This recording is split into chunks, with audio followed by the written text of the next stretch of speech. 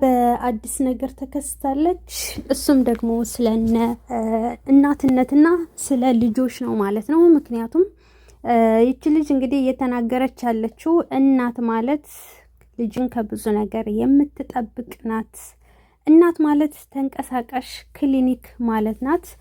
ወደ ልጆች የሆነ ነገር ሊገባ ሲል ወይንም ደግሞ የሆነ ነገር በሽታ እንኳ ሲመጣ አስቀድሞ የሚናገርና ጡትን ደግሞ ስታጠባ ከብዙ ነገር የሚጠብቃቸው ነው ምናምን እያለች ነው።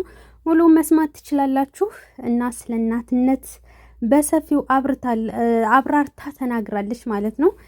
እንግዲህ እናትነት ማለት ወንዶች ዝም ብሎ እናት ይመስላቸዋል፣ ግን ብዙ ነገሮችን የምትሰጥ ብዙ ነገሮችን የምታደርግ ናት እያለች እንግዲህ በሰፊው ነው ማብራሪያ የሰጠችው ማለት ነው። እና ሰላም ውድ ቤተሰቦቼ ሰላማችሁ ይብዛ። ለዚህ ቻናል አዲስ የሆናችሁ ሰብስክራይብ፣ ላይክ፣ ሼር እያደረጋችሁ ቤተሰብ ሁኑ።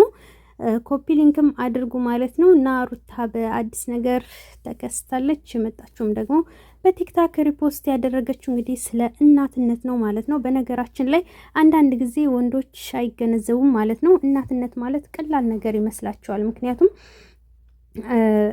እናት የምትከፍለውን ዋጋ ማንም አይከፍልም። በነገራችን ላይ አርግዛ 9 ወር ሙሉ ተሸክማ እየረገጣት ምን እያላት ከዛ ደግሞ ከጓደኛ ጋር እንደፈለገች ሳትሆን እንቅልፏን አታ ጡቷን አጥብታ ብዙ ነገር ሁና ደሟን ነው ባጭሩ የምትለግሰው ብዬ ነው ማምነው እናት ማለት ነው ለልጅና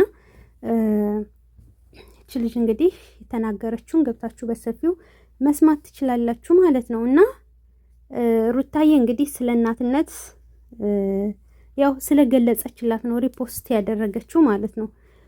ያልተገነዘበው እንዲገነዘብ ገባችሁ። ሲቀጥል ደግሞ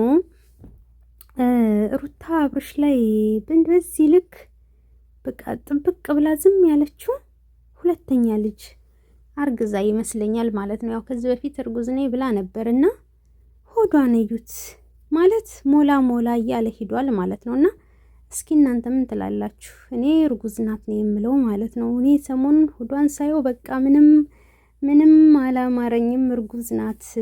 እኔ ለአንድ ልጅ ራሱ አብርሽ ላይ እንደዚህ ተጣብቃ ዝም ትላለች ብዬ አላስብም። አንድ ልጅ ቀላል ነውና ሁለተኛ ልጅ ያረገዘች ይመስለኛል። እስኪ ሆዷን እዩና እናንተ ደግሞ ኮመንት ላይ አሳውቁኝ። በተረፈ ወዳችኋለሁ። በቀጣይ ቪዲዮ እንገናኝ። ሰላም ቆዩልኝ።